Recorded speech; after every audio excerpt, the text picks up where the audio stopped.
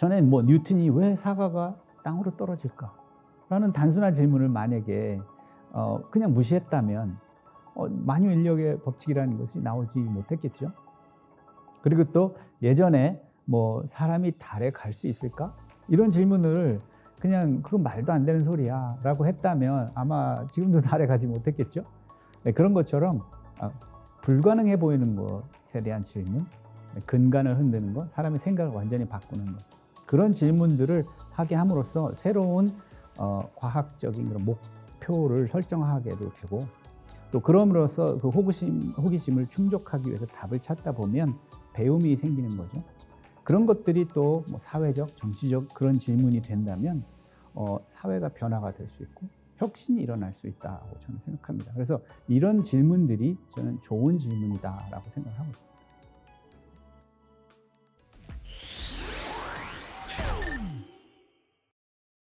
네, 안녕하십니까. 폴킴입니다. 저는 Seeds of Empowerment라는 글로벌 교육 봉사단체 이사장을 맡고 있고요.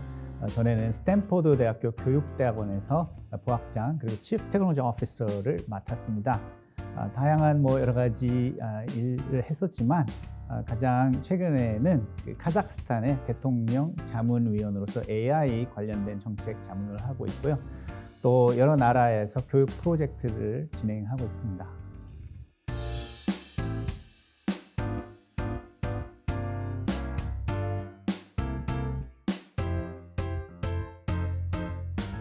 네, 작년에 전라남도 여수에서 엑스포에서 진행한 글로컬 교육 박람회가 있었거든요.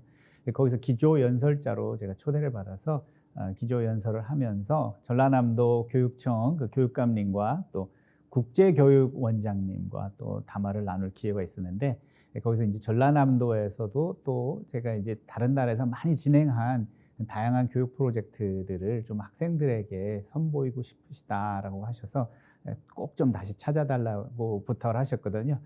그래서 이번에 그 여수에서 배를 타고 이제 들어가는 금오도에 가서 거기에 초, 중고 학생들에게 제가 지금까지 개발해왔던 인공지능, 또 창직교육, 질문 중심 학습법 이런 것들을 가지고 아이들과 3박 4일 동안 워크숍을 진행하면서 아주 즐겁고 의미 있는 시간을 보냈습니다.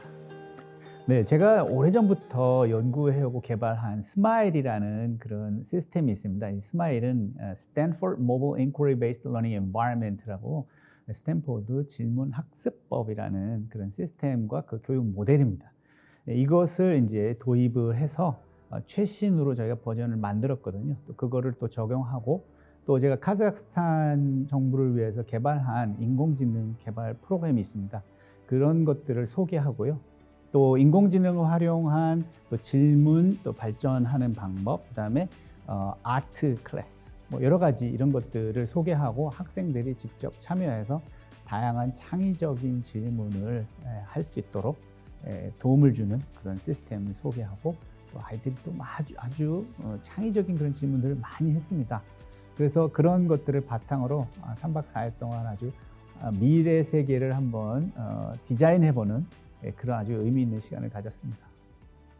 2008년도부터 제가 이제 질문과 관련된 여러 가지 그 관련 시스템을 개발하기로 되어 있었는데요. NSF라고 있습니다. National Science Foundation이라고 국립과학재단, 미국에서 받은 펀딩을 가지고서 다양한 질문 학습법을 개발하게 됐는데요. 그 이유는 이제 미래 사회에서 가장 필요한 그런 모델들이 무엇일까, 솔루션이 무엇일까를 연구하는 그런 프로젝트였어요. 그 당시에는 제가 2020년에 어떤 학습 도구가 필요하다라는 예측을 하고서 2008년도에 시작을 했는데, 현재 그 교육 방식을 보면 단순 암기식, 단답형 그런 문제들을 풀어나가는 그런 것들이 대부분인 그런 수업이 많은데, 제가 2008년도에 예측했던 것은 앞으로 인공지능 시대가 되면서 좋은 질문이 필요하다. 그리고 질문을 어떻게 잘 하느냐, 인공지능과 어떻게 잘 소통하느냐, 그렇다면 거기에 필요한 역량들이 무엇이냐, 이런 것을 그때 생각했을 때 창의적 질문, 또 인공지능과 소통하는 역량을 중요하게 제가 생각을 했습니다. 네, 그래서 스마일이라는 프로젝트를 그때부터 이제 시작하기로 된 거고요.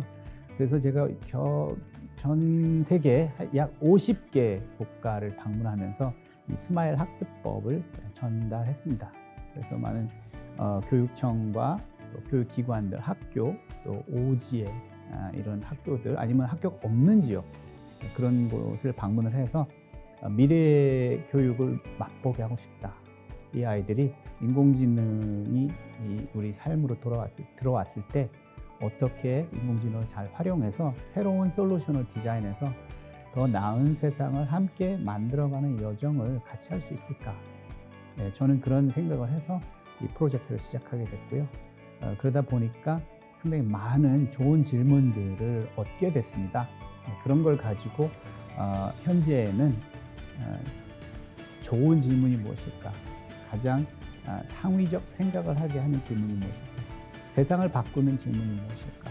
이런 것들에 대한 주제를 가지고 학생들과 많은 수업을 했습니다. 그래서 제가 보기에는 인공지능 시대에는 가장 중요한 것은 가장 창의적인 질문, 세상에는 없는 질문, 구글에 찾아봐도 나오지 않는 그런 질문들을 학생들이 마음껏 할 수 있는 그런 학급 문화, 학교 문화 그런 환경을 만들어주고자 이런 프로젝트를 시작하게 됐습니다.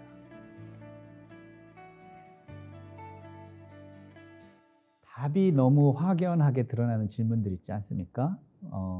예를 들자면 한국의 수도는 어디입니까? 이와 같은 질문들은 별표를 줄 수가 없겠죠. 하지만 왜 서울이 대한민국의 수도입니까? 라는 질문을 던질 수도 있고요. 만약에 대한민국이 새로운 곳으로 수도를 옮긴다면 어디가 가장 적절할까요? 이와 같은 질문은 단답형 질문과는 다릅니다. 암기식 질문과는 다릅니다. 왜냐하면 더 깊은 생각을 해야 되니까. 그래서 더 인지적인 그런 활동을 요구하는 질문들, 그다음에 창의적인 질문으로서 어떻게 보면 근간을 흔들 수 있는 질문, 그다음에 구글 서치에 안 나온다라는 그 질문들은요, 아이들이 호기심이 상당히 많거든요. 그래서 그 호기심을 충족시키기 위해서 많은 질문들을 마음대로 하게 하고 그런 것들에 대한 답을 스스로 찾아 나가게 하는 그런 과정을 저는 미래 교육의 한 부분이 되어야 된다고 생각합니다. 사실 저는 뉴턴이 왜 사과가 땅으로 떨어질까? 라는 단순한 질문을 만약에 그냥 무시했다면 만유 인력의 법칙이라는 것이 나오지 못했겠죠. 그리고 또 예전에 사람이 달에 갈 수 있을까? 이런 질문을 그냥 그건 말도 안 되는 소리야 라고 했다면 아마 지금도 달에 가지 못했겠죠. 네, 그런 것처럼 불가능해 보이는 것에 대한 질문, 근간을 흔드는 것, 사람의 생각을 완전히 바꾸는 것, 그런 질문들을 하게 함으로써 새로운 과학적인 그런 목표를 설정하게도 되고 또 그럼으로써 그 호기심을 충족하기 위해서 답을 찾다 보면 배움이 생기는 거죠. 그런 것들이 또 사회적, 정치적 그런 질문이 된다면 사회가 변화가 될 수 있고 혁신이 일어날 수 있다고 저는 생각합니다. 그래서 이런 질문들이 저는 좋은 질문이다라고 생각을 하고 있습니다.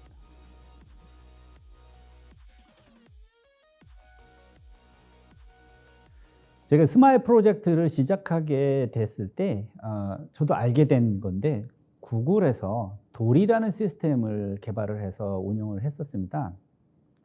그 구글의 도리라는 시스템은 여러분들 그 영화 니모를 찾아서라는 영화를 보셨으면 거기에 파란색 물고기가 하나 나오거든요. 그 물고기 이름이 도리입니다. 그 도리라는 물고기가 자꾸 까먹고 또 질문하고 하는 그런 성격을 가진 물고기인데 아마 그래서 그 구글에서 도리라는 시스템을 개발한 것 같고요. 그 에릭 슈미트 전 CEO가 한 말이 있는데요. 구글 회사는 우리는 답을 바탕으로 회사를 운영하지 않는다. 질문을 바탕으로 회사를 운영한다라는 말을 했거든요. 그와 같이 저는 이와 같은 질문 중심의 학습법을 학교에서 시행하고 싶어서 스마일을 만들었고요. 이 스마일에서 보면 구글에서 도리에서 볼 수 있는 것과 아주 비슷합니다. 모든 사람들이 질문을 하고 또 서로 평가를 하게 합니다. 서로 평가를 하고 그 평가를 받아서 이제 별표 5개를 많이 받은 그런 질문들은 올라가지 않습니까? 위로. 그러면 구글 같은 경우에는 CEO가 직접 그 질문에 대한 대답을 해줍니다. 스마일도 비슷하긴 합니다. 스마일은 학생들이 한 질문들을 서로 평가하게 합니다. 그리고 최근에는 인공지능이 거기에 연계가 돼 있어가지고요. 인공지능도 이 질문을 평가하게 합니다. 그래서 학생들이 한 질문과 인공지능이 한 질문의 그 평가 점수가 다릅니다. 학생들이 생각하기에 이 질문은 별표 5개라고 생각하는데 인공지능은 이거는 뭐 별표 하나라고 얘기할 수도 있고 그 반대일 수도 있습니다. 그러면 학생들하고 논의를 합니다. 인공지능은 이 질문을 별표 하나라고 했는데 너희들은 왜 5개를 주었니? 또 인공지능은 이걸 5개라고 했는데 너희들은 왜 하나라고 했니? 라면서 그 질문에 대해서 깊이 논의를 하면서 답을 한번 또 생각해보는 그런 기회를 갖습니다. 그리고 또한 인공지능 같은 경우에는 이 질문을 더 발전시킬 수 있는 방법을 또 아이들에게 가르쳐 줍니다. 이것을 아무도 하지 않은 질문으로서 한번 바꿔보려면 이런 시도를 해보면 어떨까 이렇게 제안도 합니다. 그래서 그와 같은 질문을 가지고 학생들이 논의를 하는 건데 그 모도에서 초등학교 학생들이 한 질문들 중에 재밌는 질문들이 있었습니다. 예를 들자면 그 로봇 강아지가 이제 많이 보편화가 될 텐데 로봇 강아지는 일반 강아지하고는 다르게 말도 하고 영어도 가르쳐주고 자기 내일 뭐 할지 게임도 가르쳐주고 또 다양한 것들을 이제 대화를 이어나갈 수 있는 그런 강아지가 되는데 강아지에게 고민을 이야기할 수도 있고 뭐 이런 식으로 이제 된다라는 그 미래의 사회에 대한 예측을 해봤는데 아이들이 질문을 했습니다. 내가 만약에 강아지에게 연민을 느낀다면 이 강아지를 폐기 처분을 해야 된다든지 배터리가 다 돼서 아니면 고장나서 그럴 때 어떤 감정을 느낄까? 이럴 때 이것을 어떻게 처리해야 될까? 이런 질문도 있었고요. 또 그와 같이 미래에 이런 강아지나 고양이나 다양한 종류의 동물들이 로봇 형식으로 돼서 이 집에 이게 돌아다니게 되면 어떤 산업이 또 발전을 하게 될까? 또는 강아지 로봇가 많이 이제 보급이 되면 유기견이 줄어들까? 이런 질문도 해보고 그 미래 사회에 대해서 다양한 질문들을 아이들이 할 수가 있었습니다. 그래서 그 질문들을 보면서 아이들이 상당히 열띤 논의를 했거든요. 제가 생각하는 그런 교육의 방향은 이렇게 미래에 대한 예측을 해보고 거기에 대한 어떤 변화가 있을 것이다. 어떤 결과를 초래할 수 있다. 다양한 생각을 하게 합니다. 그것을 초등학교 아주 어린 저학년부터 하거든요.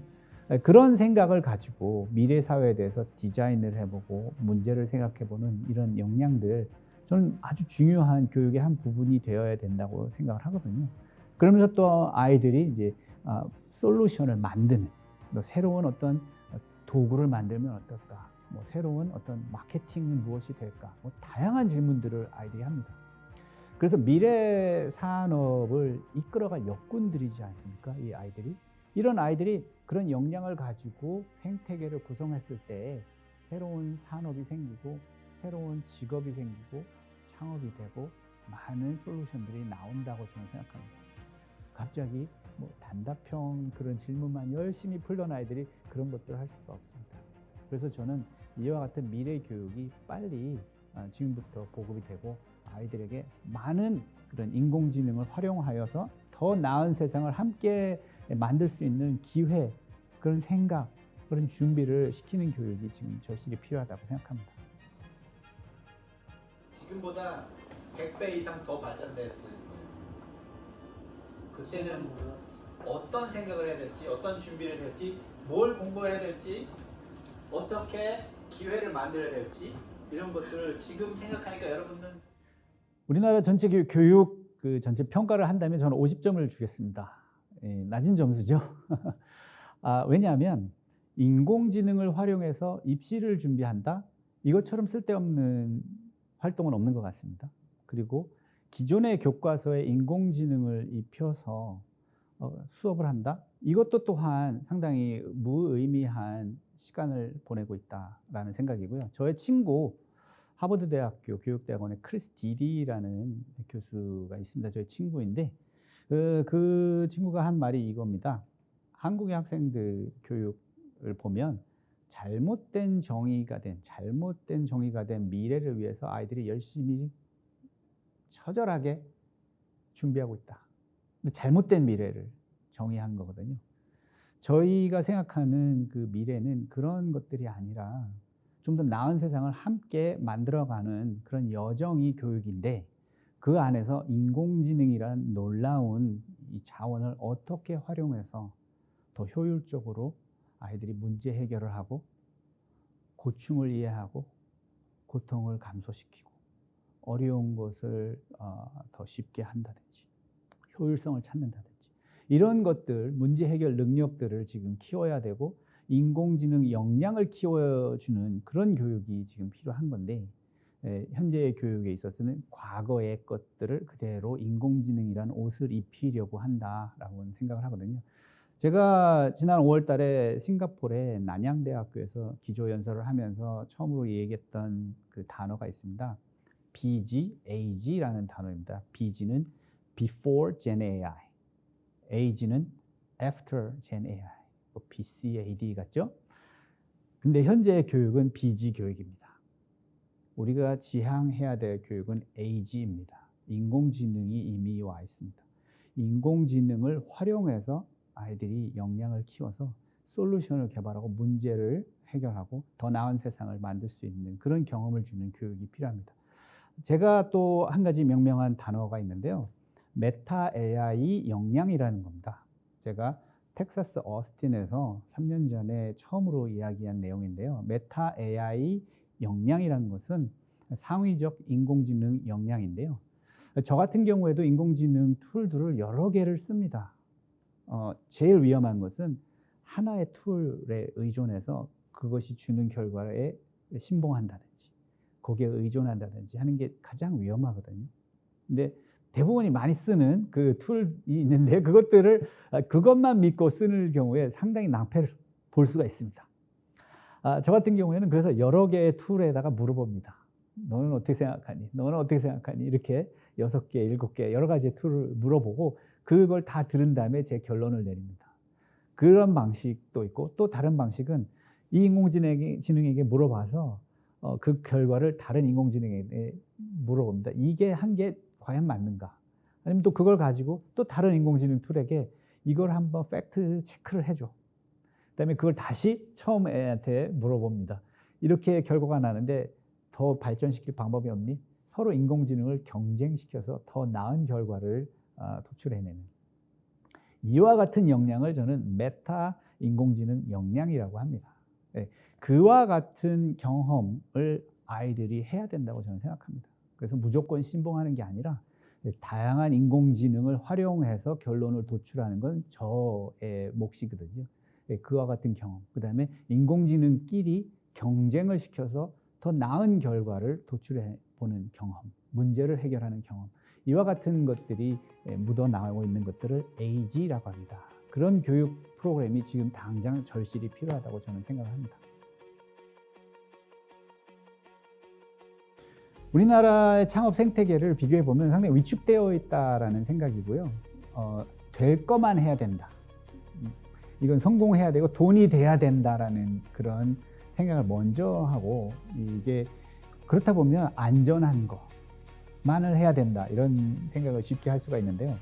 스탠포드 대학교 같은 경우에는 스타트X라는 그런 조직이 또 따로 있습니다. 이게 스탠포드와 독립된 기관이지만 스타트X에서 일하고 있는 사람은 대부분 스탠포드 졸업생들이 거기서 프레지던트도 하고 바이스 프레지던트도 하고 디렉터도 하고 뭐 이렇습니다.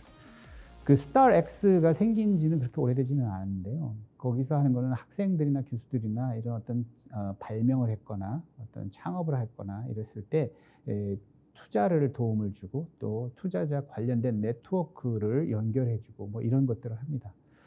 그래서 지난 10몇 년 동안 도와준 기업들이 모여서 가치를 환산했을 때 $40 빌리언 정도 됩니다. 상당한 숫자죠. 그래서 1,500개인가 하는 그렇게 많은 스타트업들이 생성이 되었고요. 이와 같은 그런 장치가 있고 문화가 있다 보니까 스탠포드 하면 이 기업가 정신이 상당히 많이 연계되어 있다라는 걸 볼 수가 있고요. 저 같은 경우에도 교육대학원이지만 에듀텍과 관련된 미래 교육 산업과 관련된 그 창업을 돕도록 제가 직접 런칭한 프로그램들이 여러 개가 있습니다. 지금 아주 활발하게 잘 진행이 되어 가고 있는 프로그램들인데 모든 학생들이 이런 에듀텍 관련된 창업을 하려면 컴페티션도 있고 거기 관련된 수업도 있고 또 코칭을 해주고 또 어드바이즈를 해주고 또 투자 기업들과 연결을 해주는 이런 역할들을 하는 그런 프로그램들이 교육대학원에서도 있습니다. 아마 다른 교육대학원에서는 그런 지도조차 하기 쉽지 않을 것 같지만 스탠포드이기 때문에 그런 기업가 정신이 상당히 깃들여 있는 학교이기 때문에 그런 프로그램을 만들었을 때 아주 호응이 좋았습니다. 그래서 많은 학생들이 지금도 계속해서 그 프로그램을 통해서 창업, 그다음에 창직, 발명 이와 같은 그런 여러 가지 활동들을 쉽게 할 수 있게 도움을 주고요. 또 변호사가 필요하지 않습니까? 특허와 관련된 그런 법률적인 도움을 상당히 많이 줍니다. 학교에서.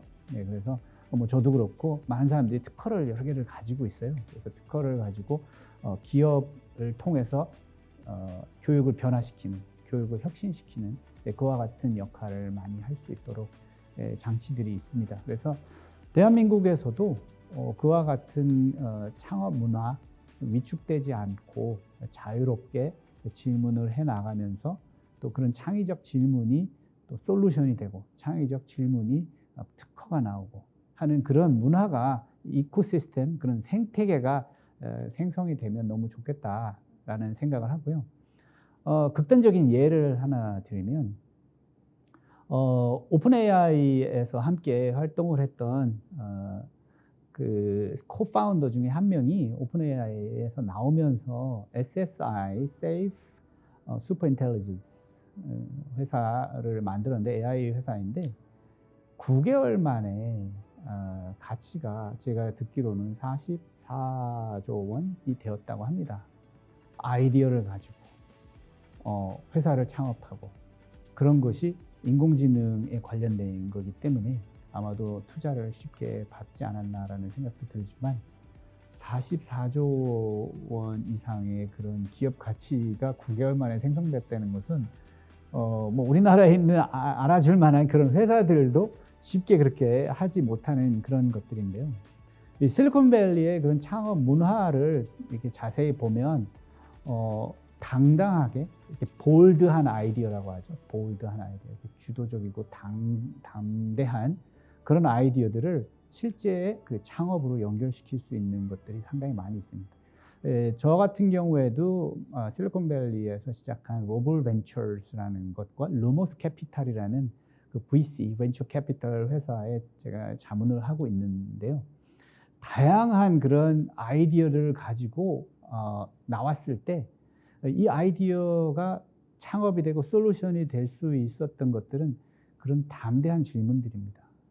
만약에 이런 것이 있다면, 만약에 이런 솔루션이 있다면 어떻게 문제가 해결이 되고 또 이 문제를 또 이런 식으로 해결하면 어떨까? 뭐 이런 다양한 가정적 질문들이 많이 활용이 됩니다.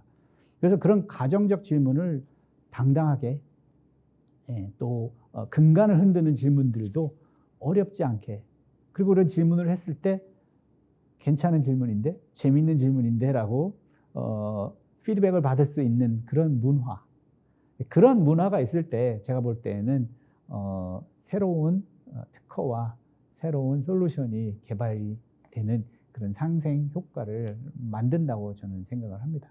그래서 그런 것들이 하루아침에 그런 생성되지 않습니다. 이런 것들은 초등학교 때부터 질문 역량을 키워나가고 창의적 질문을 많이 했던 친구들이 사회에 나오면서 그런 질문들을 가지고 또 발명을 하고 창업을 하게 되는 거기 때문에 교육이 얼마나 미래 산업에 정말로 중요한 역할을 하는지를 알 수가 있다고 저는 생각합니다. 제가 그 카자흐스탄 정부에서 요청을 받아서 인공지능과 창직교육 프로그램을 만들고 있거든요. 그것은 많은 나라들이 지금 시도하고 싶어 하는 그런 프로그램입니다. 창직과 인공지능을 연계한 교육 프로그램. 왜냐하면 많은 현재 직업들이 없어질 겁니다. 사라질 건데 인공지능으로 대체될 건데 어떤 기존에 있는 직업을 목표로 학생들이 준비를 한다면 그 직업이 없어진다면 무의미해지지 않습니까? 그래서 어렸을 때부터 창직을 할 수 있는 역량을 키워주는 게 너무 중요하다. 그와 같은 위기의식을 아마 카자흐스탄 정부에서는 생각을 했던 것 같아요. 그래서 그런 교육 프로그램을 만들어 달라고 해서 현재 목표는 매년 앞으로 10년간 매년 10만 명의 인공지능과 창직 역량을 가진 일꾼들이 이 새로운 그 이코시스템을 생태계를 조성할 수 있도록 만들어 달라. 그런 교육 프로그램을 만들어 달라고 해서 지금 만들고 있습니다. 그래서 그런 프로젝트들을 다른 나라에서도 비슷하게 지금 진행이 되어 가고 있는 걸로 알고 있거든요.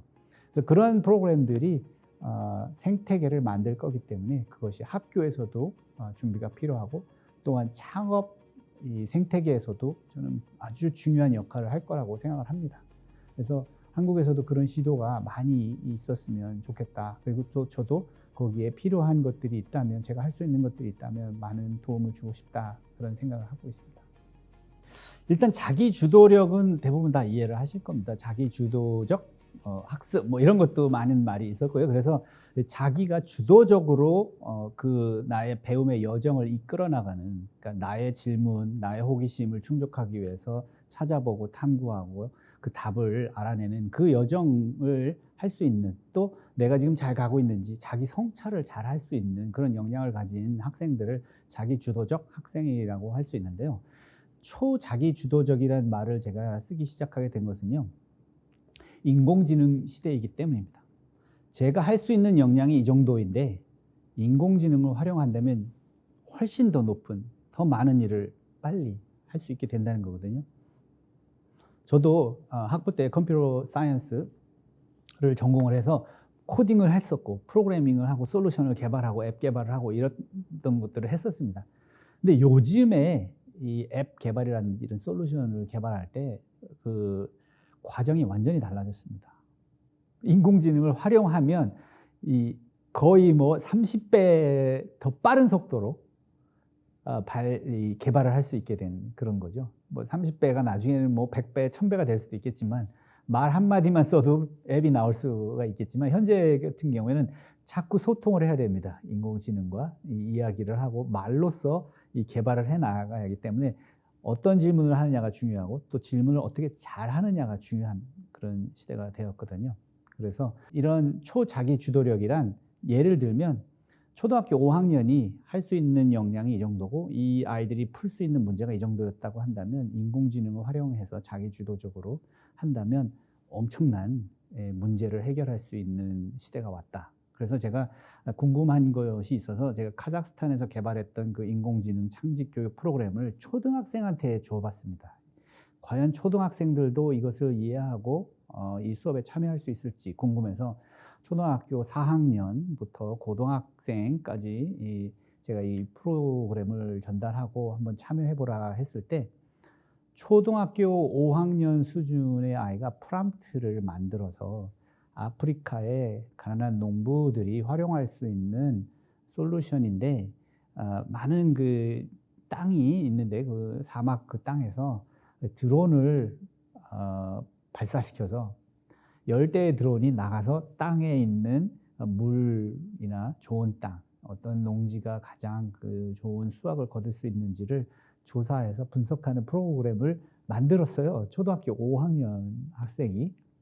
그걸 보면서 프롬프트 생각, 질문을 하고 내가 이런 걸 할 수 있을까? 질문을 시작해서 프롬프트를 만들고 그것을 통해서 앱을 개발하고 런칭하는데 걸린 시간이 상당히 짧습니다. 1시간이 채 되지 않습니다.